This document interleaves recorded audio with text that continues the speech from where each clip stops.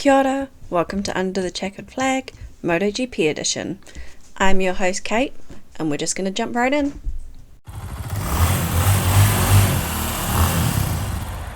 It is Kate and Kelly here because Pozza is busy mowing the lawn because it's winter in Australia and yet it was still too hot for him to mow the lawn earlier in the day, so he is missing this recording today.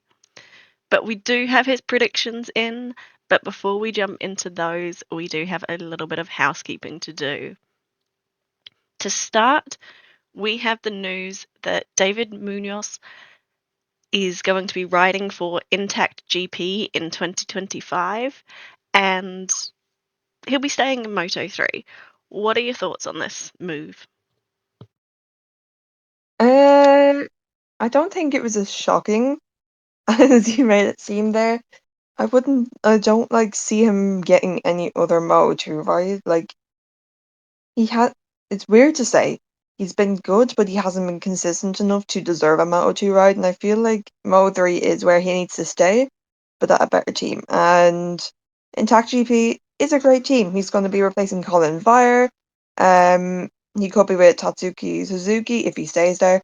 So it's a good move. I feel like it's a good team, a solid bike, and I feel like you can get some genuinely good results on there. So I'm happy with it, personally. I genuinely don't think Tatsuki Suzuki can stay. I think he's actually aging out of the championship this year. So that'd be, Damn, really? yeah, because Moto3 has that upper age limit, which I don't really agree with, but it's there. And I don't think Oh, Suzuki's going to get crap. a ride. That's a pity. Well, Pozza has just mentioned that next year might be his last year, so maybe I'm a year ahead of myself, which wouldn't surprise me. Yeah, probably. I also think that him staying in Moto 3 is probably quite good because he still needs to settle down a little bit. He's still a little bit too wild, in my opinion, anyway. The other silly season news is one that I'm finding quite interesting, and that is Jake Dixon moving to Mark VDS.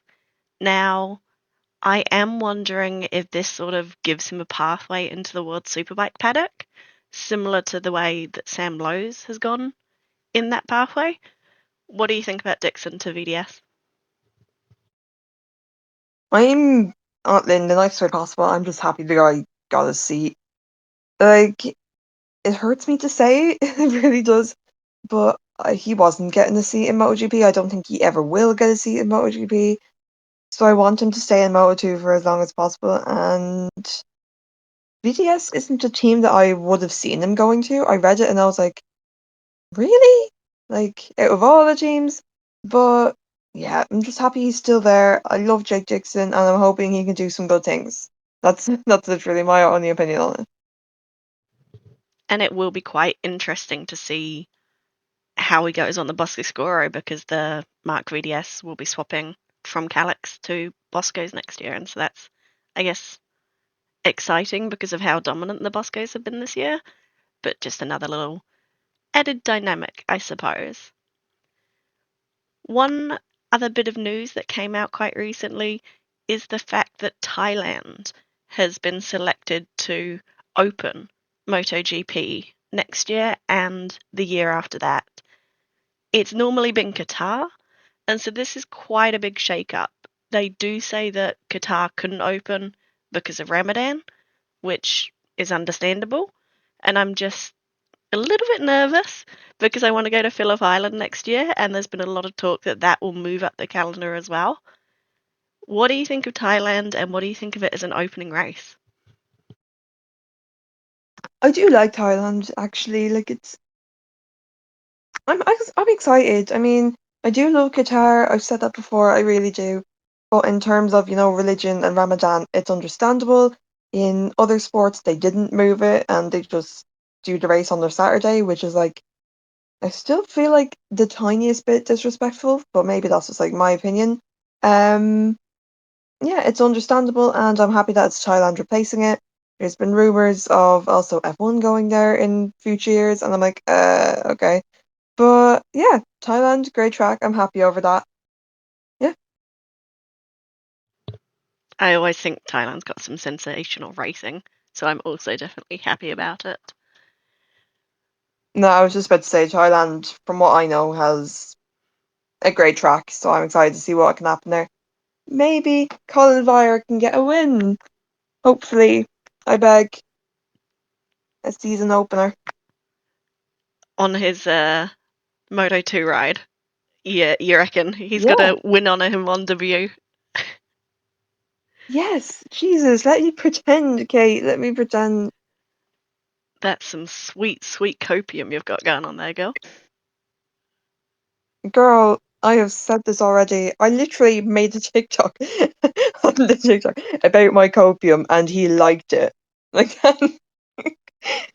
that's embarrassing as hell. That's quite funny, really. You've got to admit, that is very funny. No, because I checked my notifications after what, like an hour, and then all I see is Colin Vire liked your photos, and I was like, I don't think that's actually him. And I click into it and it's actually him, and I was like, oh no. It could be worse, somehow. Weirdly could have been. Well, speaking of Colin Vire, I have him in my predictions, which we will jump into. I have Colin Vire in P3 for this weekend's racing. I've got David Alonso in P2 and Ivan Ortola in P1, and my reserve is Danny Holgado. Pozza has gone very similar, same riders, different order. He's gone with Ortola in P3, Holgado in P2, and David Alonso in P1, with Vaya as his reserve. What are your predictions? I'm gonna be totally honest. My predictions haven't changed. They really haven't. I didn't think about it too much this week because I was busy writing the blog and then other things like school. So Moto3 pretty much the same. I just switched out the riders a little bit. Obviously P1 I still have David Alonso because where else am I gonna put the guy? Like he's too quick. It saddens me to say. Um, Hear me out. I put via P3. I did have him P2, but I have him P3 simply because he has actually finished P3 in the last couple of races, so maybe it'll bump him to P2. Who knows? I have. I said that so wrong, but anyway, even Ortola in P2, so that means Alonso, Ortola, Vire in terms of 1 to 3. And I have Danny Holgado as a reserve. I don't think he'll podium, but the guy will get points. He'd be a good reserve. So that's fine.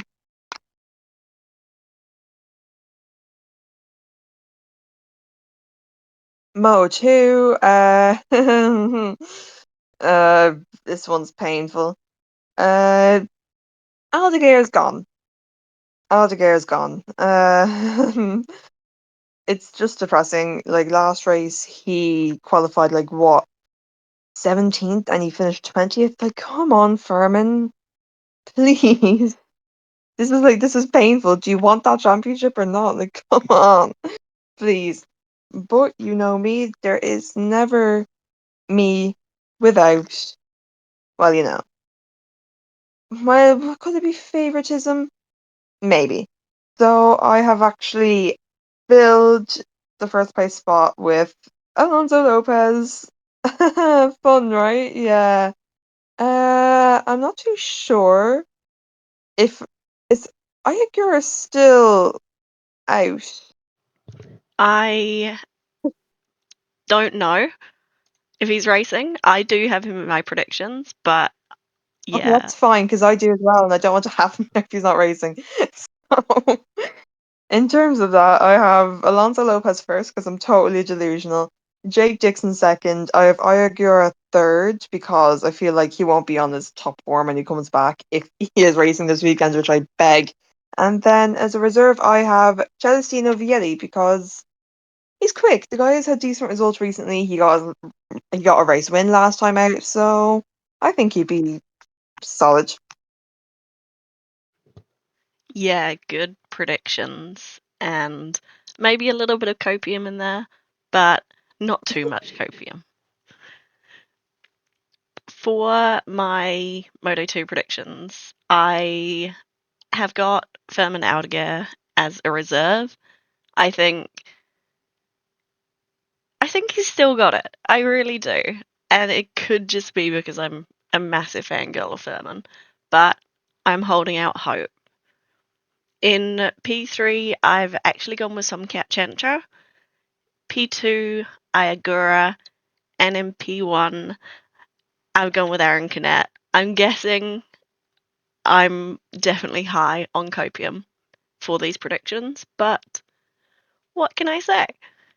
For Pozza, he has gone Ayagura as a reserve, Celestino Vietti in P3, Berman Aldeguer in P2, and Sergio Garcia to win. So he's obviously still got more faith in Aldeguer than we do this week. For his Moto2 sprint predictions, he has Marc Marquez as a reserve, Enea Bastianini in P3, Pecco Bagnaia in P2, and Jorge Martin in P1. What do yours look like? Uh, well, it's actually shocking. I never switch mine out. Like, my predictions are all consistently the same, and this weekend it's no different. MotoGP Sprint, I have Pecco Bagnaia P1. Wow! Who would have guessed that? Never changed that in my life. P2, I have Jorge Martin because he's speedy, but at the current moment in time, not even speedy enough in the sprints to catch Bagnaia, which is shocking. Like, come on, Martinator, where are you? I want to battle. Uh, I'm P3, I have Enea Bastianini because, you know what? I'm sorry, Enea. I forgot how good you were last weekend and I didn't really think of you. But you performed so well, so you get the P3 spot. As a reserve, this is definitely copium. Marc Marquez, I have faith. If something goes horrendously wrong and one of my first three crash out, I have a hope that Marc Marquez will do something because like my reserve is probably going to be the one crashing anyway. But that's mine. We've all gone extremely similar here, it seems. For my reserve, I've gone Brad Binder, but my podium in the sprint, I've gone Pecco Bagnaia in P3, Enea Bastianini in P2, and Jorge Martin in P1. I just think he's still going to have. He's going to be like determined to get that lead back off Pecco in the championship, I think. So that's definitely why I've gone down that road. For the main race, I had to go Enea Bastianini in P1. I think he's going to win it. I think Pecco's going to be in P2 and Martin in P3. I just think that Ducati, the current year one, is just absolutely dominant. And I don't think that anyone's going to be able to like come close to them at all. My reserve in the race is the same as my reserve for the sprint, so it's Brad Binder. Pos has gone Enea Bastianini as a reserve, Marc Marquez in P3, Jorge Martin in P2, and he's got Pecco in P1. How about you? Well, I think we could go 3 for 3 here. MotoGP race, I have Pecco Bagnaia P1. I just expect that to happen. I have switched around Jorge and Enea, so I have Enea P2 and Jorge P3. Because as you said, the Ducati is just on it. I don't feel like Enea is going to beat Pecco overall, but I feel like he could beat Martin, so that's why I have it like that. And as a reserve, I have Brad Binder. I want to do two different reserves because I feel like if Mark lets me down on the Saturday, at least I can have someone else who might not let me down on the Sunday. And yeah, that's it. Yeah, Enea for the Sunday, I just remember how dominant he was a couple of years ago, and that was on an older Ducati, so that's why I've got him so high up. But I also have to take some risks being so far behind you guys in the prediction championship. I think I'm about 60 points behind Kelly, so I've Oh got to take dear. my risks. Yeah, well, I've got to try. I've got to try claw back some results to actually stay in this championship.